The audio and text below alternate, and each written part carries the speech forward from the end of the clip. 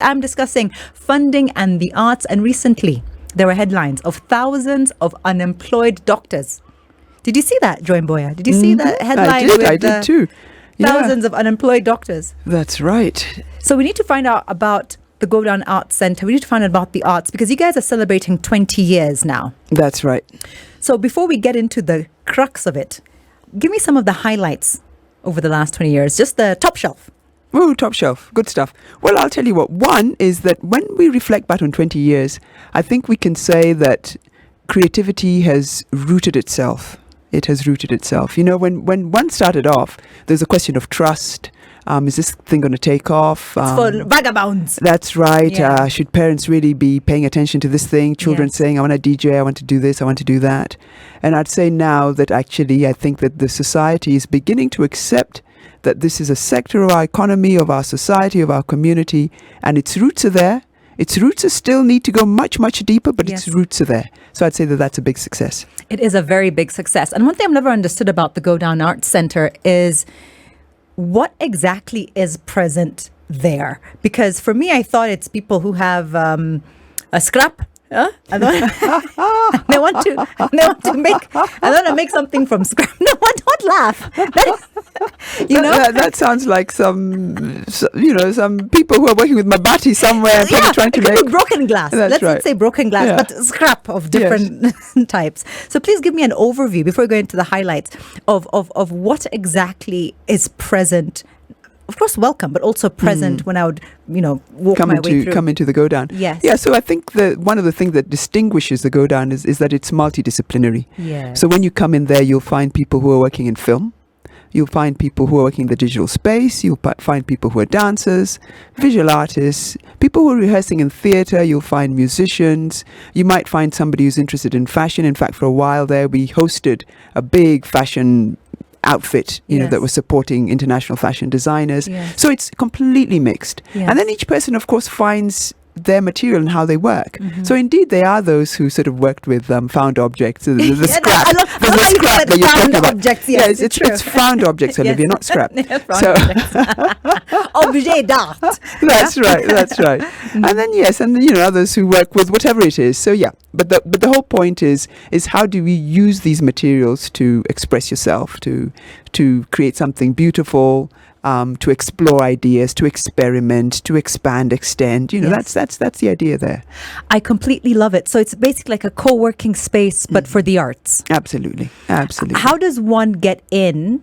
I know I'm jumping a lot here, but let's say I want to develop my painting, or let's say, how does one get space at the Godown? Is there a call for applicants? Like, how does it actually work? I think the thing has sort of spoken for itself. So those inside will then, talk to those outside or meet those outside who will then come in and say, how do I find space here? And for us, the Godown is a public purpose, public open space. Okay. So anybody can walk in anytime. And all you need to do is come into the office and ask and say, I'm trying to paint. Do you have a studio that's available? Or I'm trying to rehearse on such and such a day. Can I come in and rehearse on such and such a day? Yes. It's as simple as that. So you don't have to have any, sort of special appointment. It's not like visa application where I'll have to have 5 sheets and a reference. No. Okay. It's really a home for anybody who's creative, and you walk in and ask the question. And if the space is available and the time is available for the thing you want to do, then we make it possible. So the Godown helped plant the seed that now is taking root with regards to the arts. And that was 20 years ago in 2002. Give me a little bit more of a journey. So 2002, as I mentioned, so we are sitting in this space and we're sort of saying, okay, where do we start? There are a lot of things you learn once you start to do something, once you start to walk the journey. Artists had been making a lot of noise around needing to engage with audiences and markets.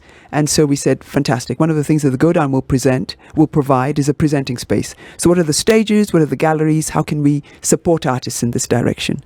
And then I think we very quickly realized that one of the big challenges that the sector has faced is the lack of enough attention so that you can be continuous and consistent in your own output. So if I'm making, I don't know, if I'm creating a dance piece, I'm a dancer, and I want to put this before audiences, then I need to have enough work that I can sort of say that I can program a year of work maybe every 3 months I have some big dance event. Do I have enough content for that? It's like having an album vis-a-vis one track. Absolutely. That's exactly it. So then we thought, okay, this is a big challenge.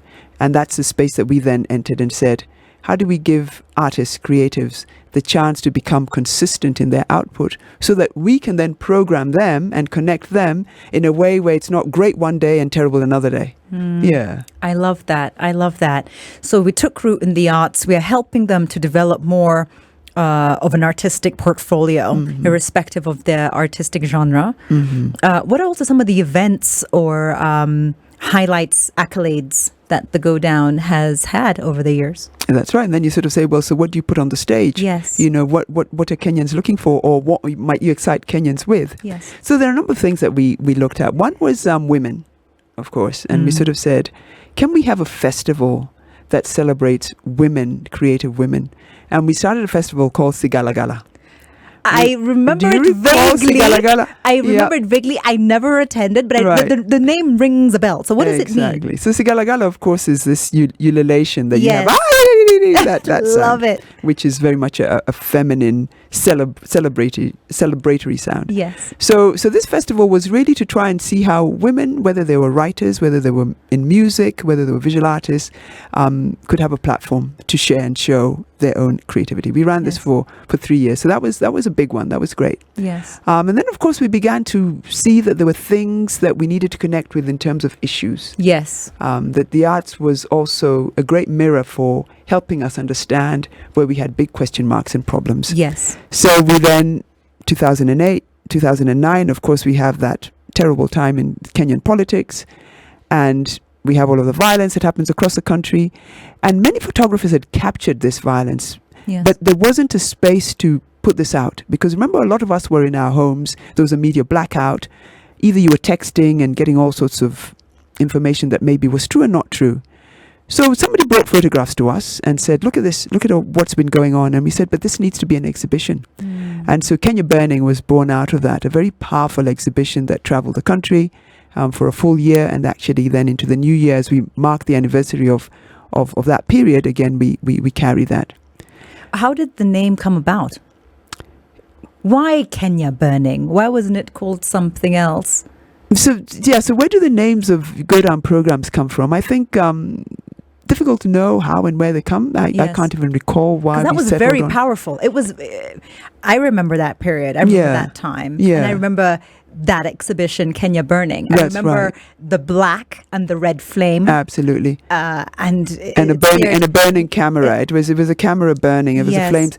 Because I think the images that were coming were a lot of burning. You know, settlements being burned, cars being burned, people being burnt. I mean, it was horrific.